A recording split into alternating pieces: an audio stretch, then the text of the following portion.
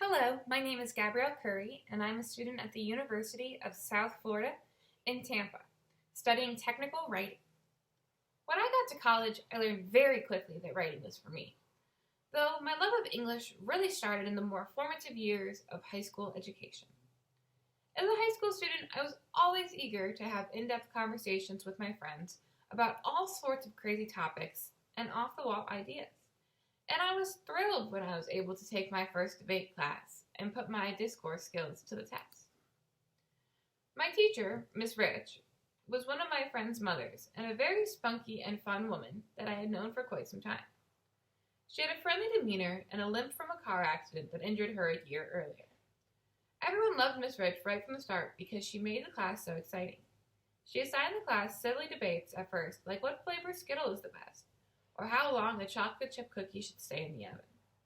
These trivial assignments didn't take up very much time or require very much thought, but they allowed her students to form the necessary constructs in their minds for contentious thinking that would be necessary when facilitating the hard-pressing issues that were to come up in later debates in the semester. Miss Rich began assigning very serious topics like politics and environmental policy almost immediately after our introductory unit. She explained to us that a resolution was the name for a question that was being debated and presented us with one resolution a week to work on. For each resolution, she said there would be one team who took the negative side, arguing against the resolution, and one team that took the affirmative, agreeing with the resolution. To defend our position, each team was required to come up with 3 contentions or reasons why we were right. These contentions needed to be solid pieces of evidence that were irrefutable in truth and garnered from trusted sources. We were required to document our research process thoroughly. Many students were not familiar with this level of research, and so after some false starts, we were introduced to the logical fallacy.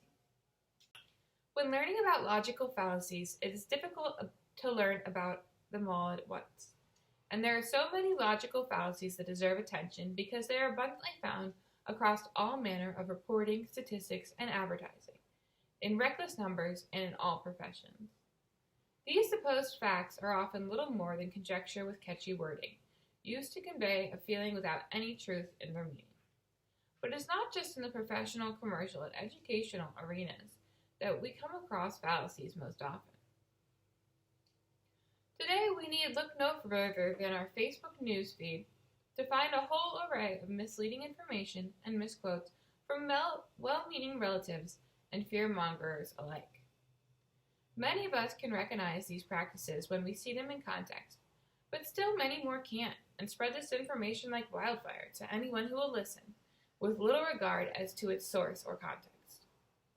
Whole websites have been populated just to refute these bogus claims, like PolitiFact.com, where you can find out the relative truth-to-lie ratio of any given politician or political issue with the click of a button.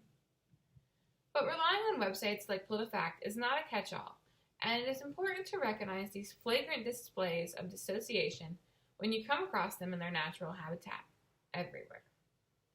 I'm going to address several of the most common logical fallacies found on timelines everywhere, and teach you how you can recognize them so the next time you volunteer your personal position for scrutiny, you know it is rooted firmly in the cold hard facts.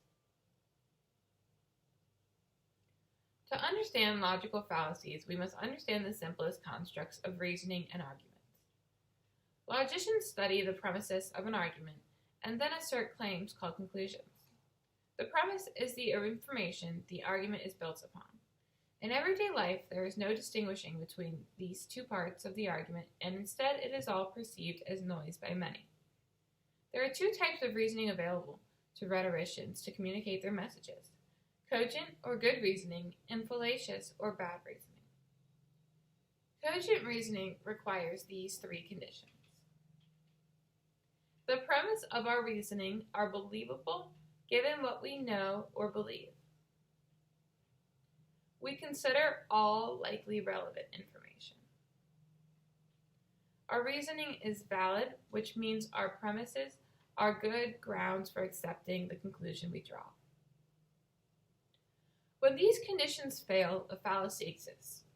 There are 15 or so major fallacies given by the standard treatment of current and traditional logic text, depending on how you divide them up. The ad popular fallacy is the appeal to popular feelings rather than the logic in an argument.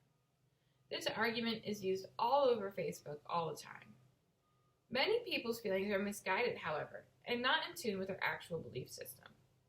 It would be great if we could rely on feelings for argument, but we just can't. Ad miscordium appeals to pity in an inappropriate way. It is used as a way to distract the reader and get them to focus on irrelevant personal stories rather than the debate at hand.